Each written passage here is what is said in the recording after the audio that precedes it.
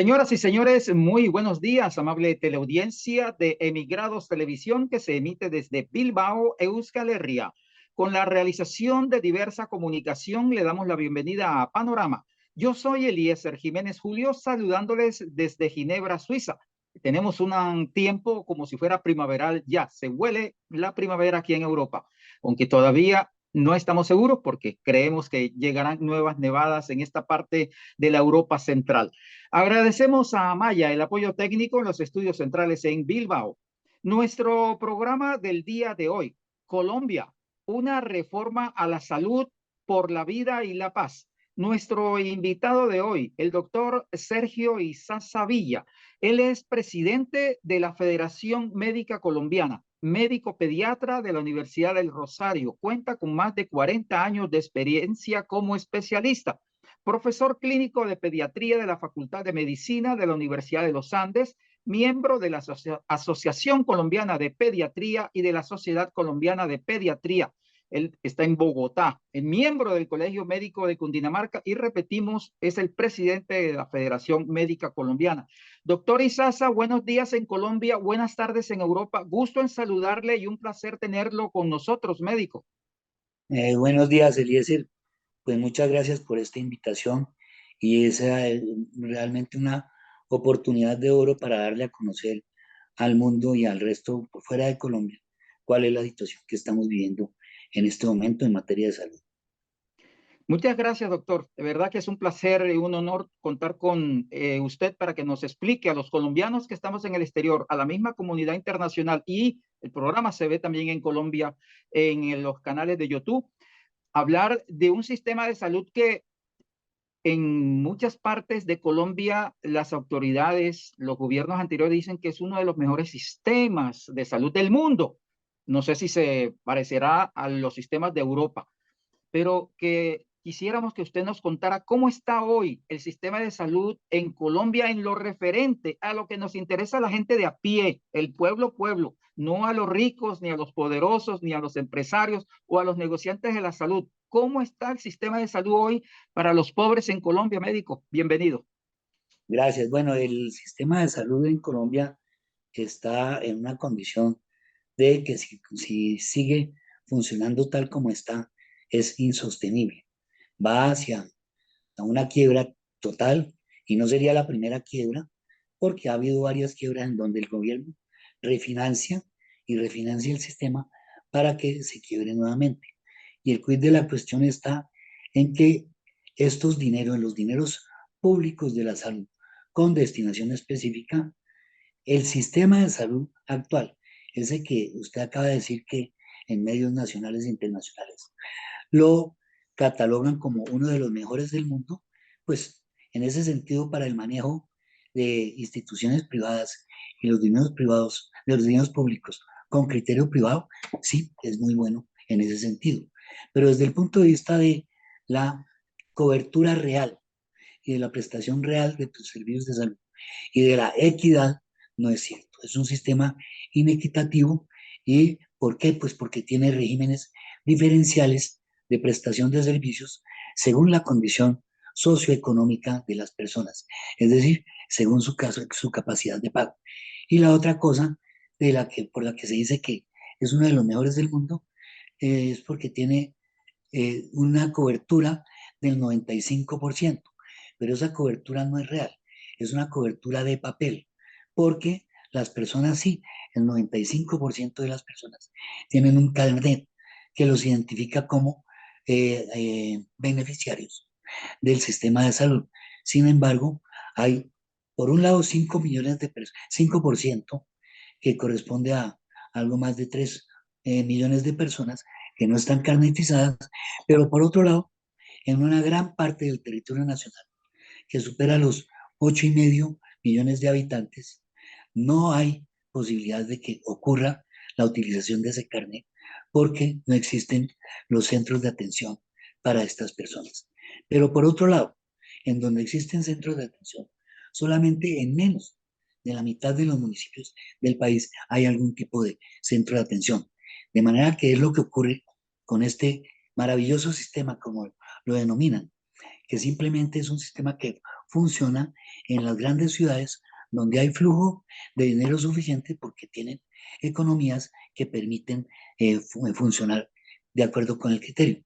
Pero en las áreas rurales y en las zonas lejanas e inclusive en la periferia de las grandes ciudades no funciona el sistema como tal. No hay acceso a los centros de atención y por otro lado, los centros de atención son insuficientes. Así que con esta radiografía, pues podríamos ver cuál es la situación del sistema de salud. Pero la otra cosa es que el sistema se creó en 1993 con el criterio de que los dineros públicos para la atención de la salud en el país provenientes de las cuentas generales de la nación y provenientes de los aportes que hacemos cada uno de los colombianos con capacidad de pago a impuestos para lo que llama el régimen contributivo. Esos dineros que son públicos con destinación específica los manejan entidades privadas, las famosas EPS, que hacen la intermediación de esos dineros, cobran el 10% de la administración y además reciben ex ante la prestación de los servicios, lo correspondiente a la unidad de pago por capitación de cada persona. Ya explico de qué se trata. O sea, reciben el dinero correspondiente a todos sus afiliados sin haber hecho todavía ninguna actividad sanitaria y de eso entonces lo mantienen como si fueran dineros privados y de ahí en adelante hacen contención de costos en la prestación de los servicios porque como entidades privadas que tienen ánimo de lucro y tienen que, a partir de eso, garantizar que haya una rentabilidad por ese dinero, así sea a costa de no prestar los servicios de salud, así sea a costa de no pagar a los trabajadores sanitarios, médicos, enfermeras, bacteriólogos, etcétera, y mantener una situación que en su momento la Corte Constitucional estableció que era un problema de inequidad y de crisis desde el punto de vista constitucional en materia de salud. Médico, usted ha hablado de cómo es ese maravilloso, entre comillas, sistema de salud para el pueblo, pero en la última parte de su intervención habla del personal de la salud.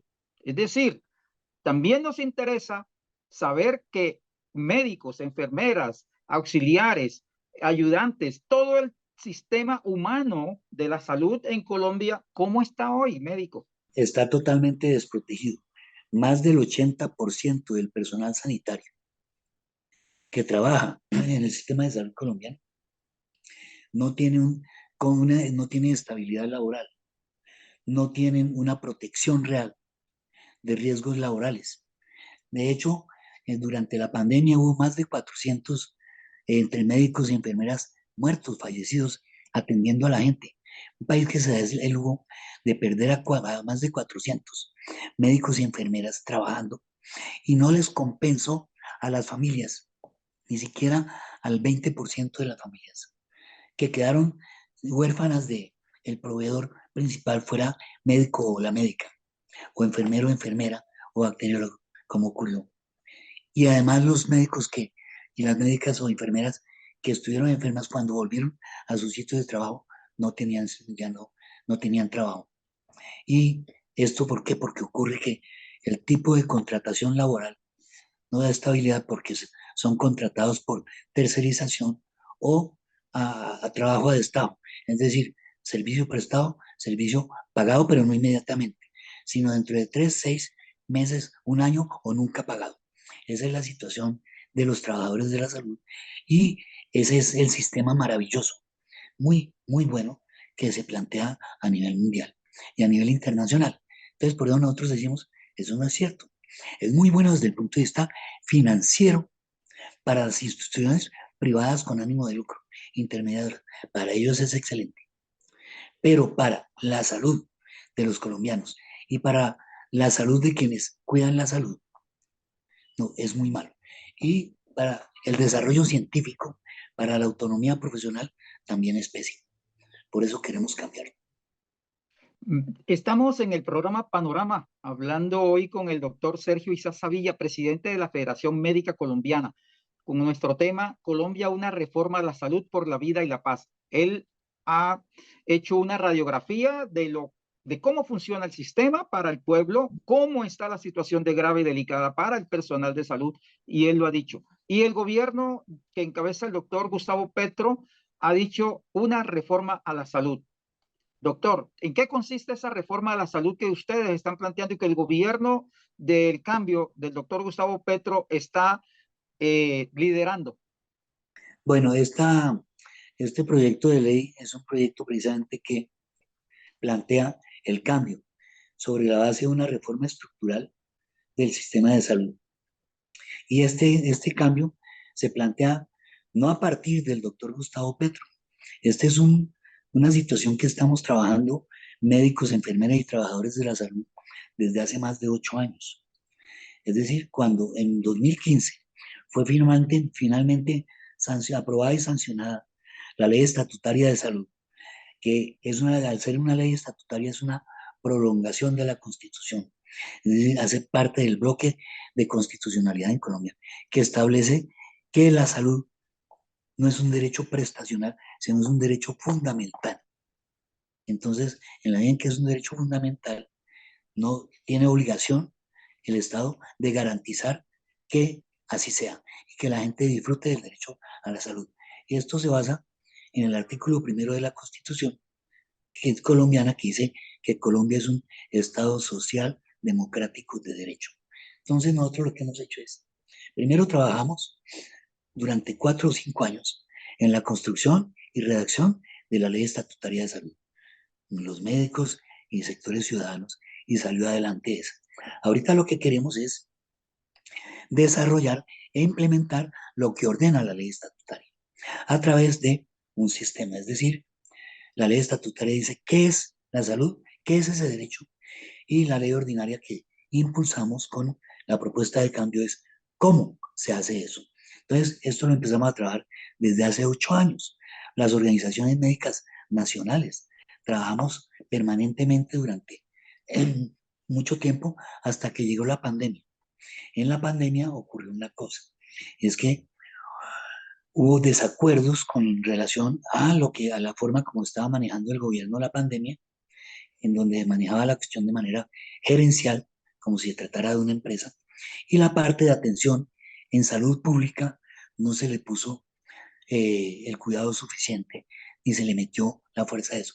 Eso generó una diferencia de opinión y llegó a una confrontación y distanciamiento con lo que habíamos empezado a trabajar conjuntamente con el Ministerio de Salud. Y en esa disposición, en esa diferencia de opiniones, hubo sectores de las organizaciones médicas que se quedaron al lado del gobierno y nosotros como Federación Médica Colombiana, la ASMEDAS Nacional, que es el Sindicato Médico Nacional, eh, la Asociación Nacional de Internos y Residentes y la Asociación Colombiana Médica Estudiantil, nos distanciamos y continuamos trabajando en ese proyecto de ley. Con el desarrollo de la pandemia, y esto en conjunto con la Comisión de Seguimiento a la Sentencia de 760 por una reforma a la salud. Con el devenir del tiempo, estas son cosas que exigen tiempo, dedicación, estudio, etcétera. Continuamos trabajando, pero internos y residentes también se distanciaron pues, por sus actividades, etcétera, y por la misma crisis de la pandemia. Nosotros después continuamos trabajando, acabó la pandemia y ya durante el tiempo de pandemia presentamos un borrador de lo que queríamos expresar. Se lo ofrecimos a los partidos políticos y a los candidatos presidenciales.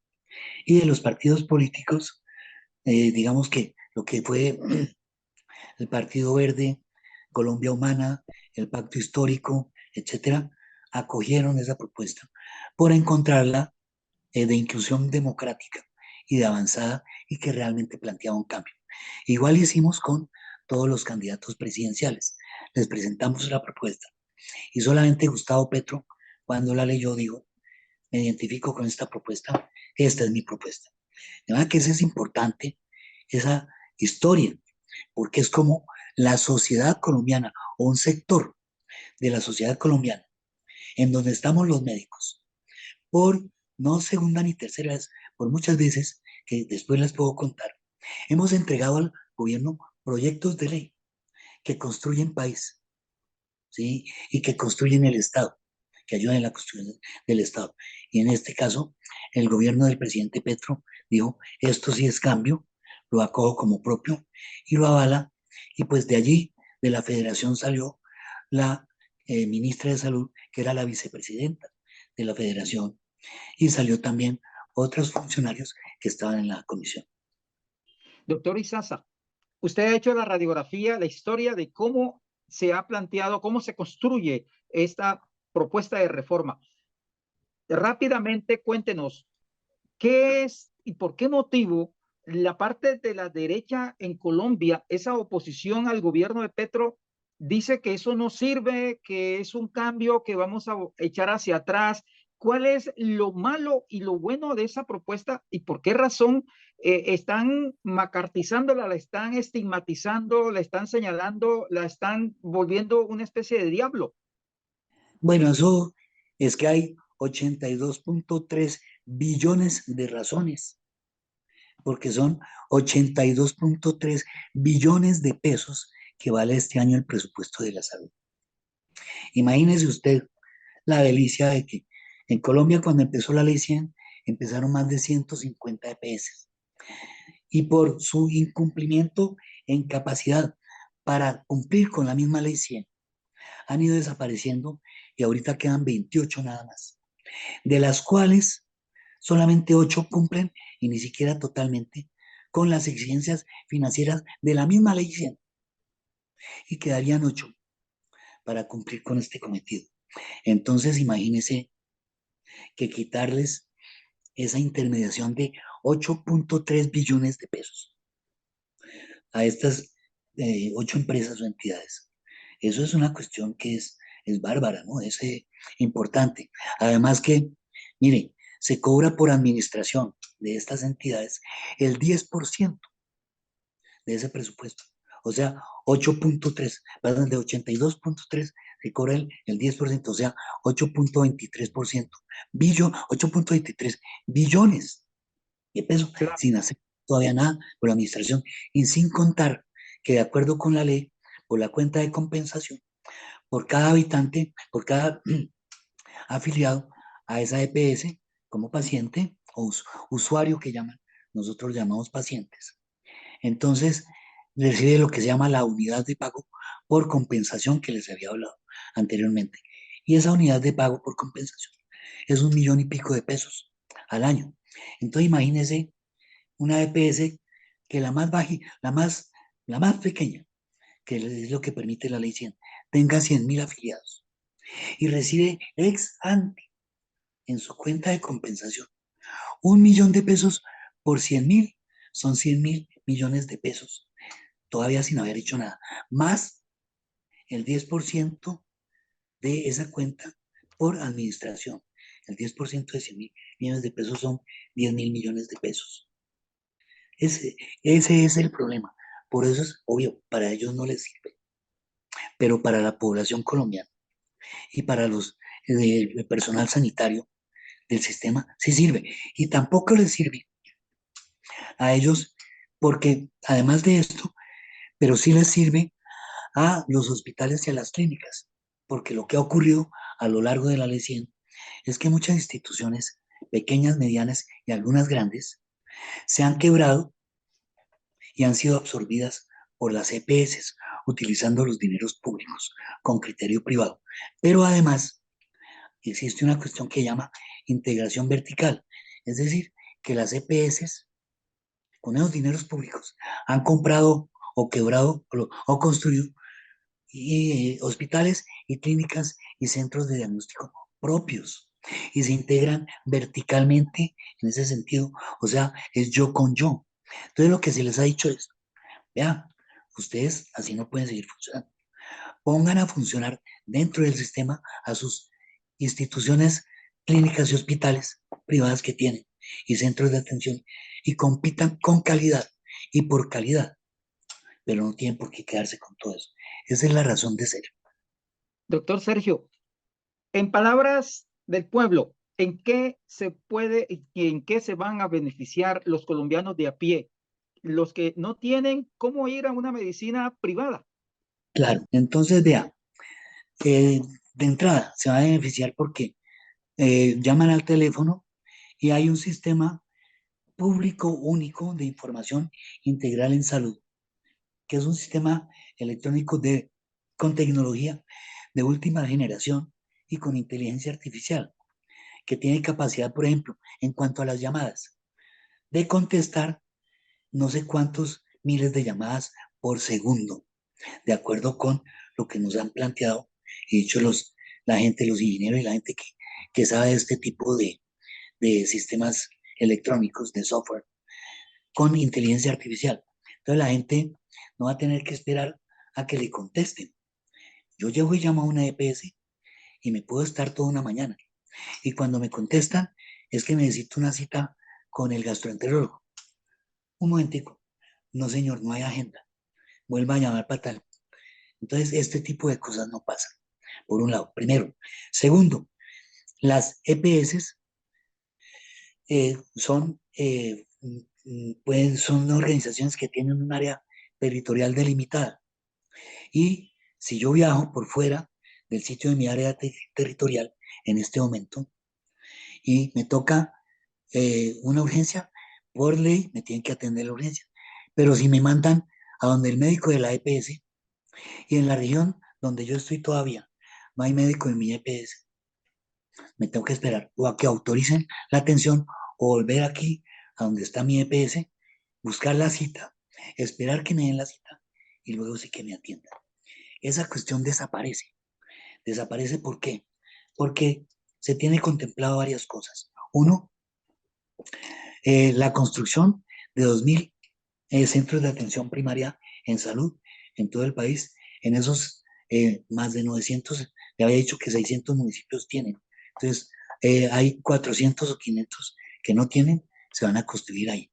Pero además hay una cantidad de hospitales de primer nivel que están totalmente desamparados, son hospitales públicos de primer nivel de pequeñas poblaciones. Se los potencia, se los habilita, se pone allí el personal de salud necesario y el personal administrativo y de informática necesario para atender ahí mismo a la población, que no tenga que salir de un sitio a otro.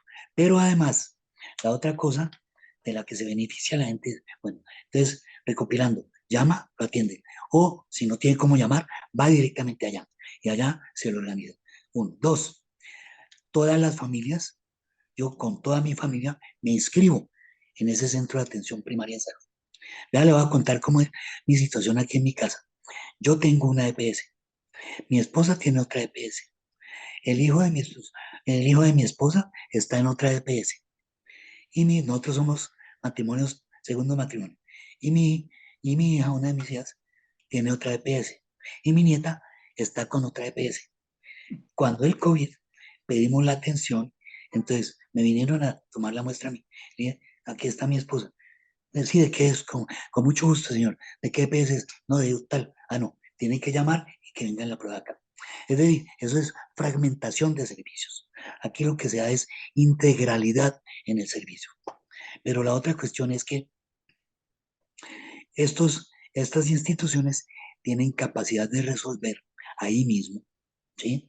La gran mayoría de las empresas, que son el 75% de las quejas de las personas, se les resuelve ahí y no tienen que ir a congestionar los servicios de urgencias, ¿sí? Que es lo que pasa y están a punto de explotar permanentemente.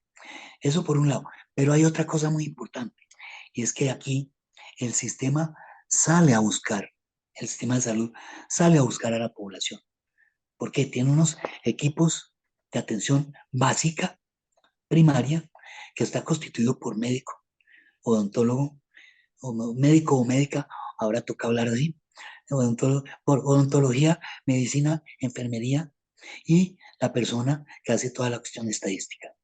Y esos equipos salen a buscar a las familias en sus hogares, en los sitios de trabajo, en las escuelas, en las universidades. Y allí lo que buscan es establecer ¿Qué población está sana? ¿Qué población está en riesgo de enfermar? ¿Y qué población está enferma? Y entonces ahí mismo se deriva directamente, ya sea al centro de atención primario o al centro de atención de mayor nivel que requiera la persona. Eso es, claro, entonces a esa situación pues es a lo que se viene a, a presentar en mejoría para la gente.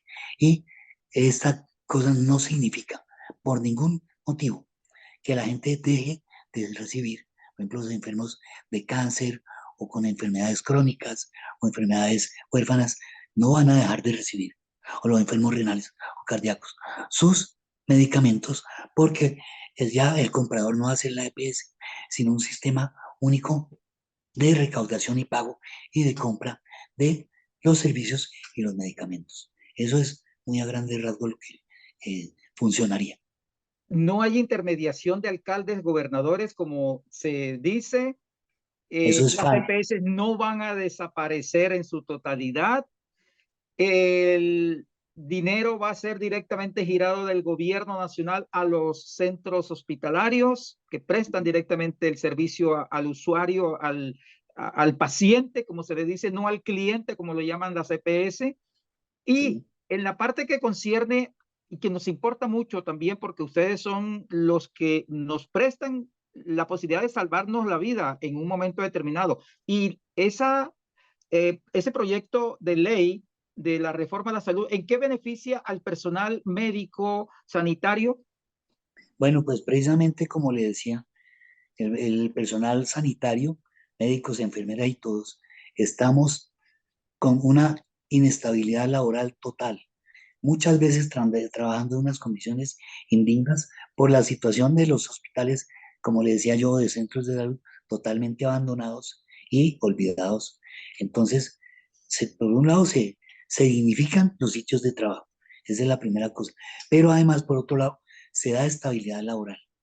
Se, la idea es que de acuerdo con la complejidad de la especialidad de cada una de las actividades, pues entonces hay opciones de trabajo y si son trabajadores de los hospitales estatales con un régimen que garantiza la estabilidad laboral, los derechos laborales adquiridos, vacaciones, horas extras, primas de riesgo, dominicales y festivos, ¿cómo se llama? Cesantías, todo este tipo de cuestiones laborales que ahorita no la tenemos, no la tenemos. Yo soy empleado de mí mismo porque tengo un contrato tercerizado con la institución donde trabajo, que le dije que sacara el nombre de ahí, porque a ellos les molesta. Entonces, eh, sí, es tercerizado. Y entonces, ¿qué pasa? Pues no tenemos ningún tipo de garantía distinta a que yo soy el dueño. Yo pago riesgos laborales. Yo veré si tomo vacaciones o no. Yo veré si trabajo horas extras o no. Entonces, seguramente con ese tipo de contrato laboral, ¿quién va a poder avanzar? Entonces, lo que se ofrece es eso. Y hay grupos de médicos que por su especialidad muy escasa, entonces tienen una alta demanda. Allí se establecerán unas condiciones laborales acordadas con ellos. No se impondrá esto. Y pues los trabajadores estatales tendrán su régimen estatal, como trabajadores estatales, los trabajadores oficiales, etcétera. Todas las diferencias del sistema laboral colombiano, pero con todos los derechos adquiridos y respetados. Doctor Sergio Isaza Villa, finalmente, en 2 minutos, ¿cuál es el mensaje que usted le envía al pueblo colombiano, a las organizaciones sociales colombianas que estamos de acuerdo, lo decimos de frente, estamos de acuerdo y defendiendo la reforma de la salud en Colombia? ¿Cuál es ese mensaje que usted nos envía a todos los colombianos y colombianas para poder buscar un sistema de salud más humano por la vida y la paz en Colombia? Bueno, primero que esta es una propuesta para cambiar positivamente hacia adelante y trascender todas las deficiencias y las inequidades del sistema actual. Segundo, que este sistema se fundamenta o se para en el siguiente trípode: no intermediación de los dineros públicos como si fueran privados. Dos, una profunda, amplia y grande estrategia de atención primaria en salud que promueva la salud prevenga la enfermedad y prevea cuáles son las enfermedades que se pueden evitar. Tercero, que esto no se va a imponer ni a implantar de la noche a la mañana, como dicen mentirosamente los contradictores, que esto tiene un proceso de transición que es variable según cada uno de los aspectos. Uno pueden tomar pocos meses, otros hasta 10 años, puede ser, pero sí que instituido como una ley se tiene que cumplir. Y la otra cuestión es que el sistema único de información da la trazabilidad de quien comete el delito. Y por eso esa es la otra parte que tiene tan asustados a los tramposos y a los corruptos. Entonces, no crean todo lo que dicen en contra sin fundamento, porque no lo tienen. Más bien, crean en que es necesario el cambio para bien de todos los colombianos y que sin este cambio si no hay salud, no hay paz, porque la mejor expresión de la paz de un país es la salud de sus gentes y el bienestar de toda la población. Sin salud no hay paz. Bonita frase, me quedo con esa frase para cerrar el programa. Doctor Sergio Izaza Villa, presidente de la Federación Médica Colombiana. Agradecerle altamente su gentileza de atendernos a esta hora de la mañana, al amanecer de Colombia, pasado mediodía aquí en Europa. Doctor Sergio Izaza, estaremos atentos a hacerle seguimiento a cómo va la reforma en el país y cuente con nuestro apoyo, con nuestro humilde programa para siempre concientizar y dar a conocer la voz de los que nos tienen voz y que la salud es la paz. Eliezer, muchas gracias y ojalá que todo vaya en ese sentido y que saque adelante la transformación, la reforma a la salud que necesita Colombia. La salud es la paz del país. Agradecemos a Amaya en los estudios centrales en Bilbao. Muchas gracias por su apoyo técnico. Este programa, Panorama, fue realizado por Diversa Comunicación y emitido por Emigrados Televisión desde Bilbao, Euskal Herria. Yo soy Eliezer Jiménez Julio, desde Ginebra, Suiza. A ustedes, amable teleaudiencia, agradecerles por su atención. Tengan ustedes feliz resto de día. Y recuerden, la salud es la paz de un país. Lo dice el doctor Sergio Izaza, presidente de la Federación Médica Colombiana. Muchas gracias.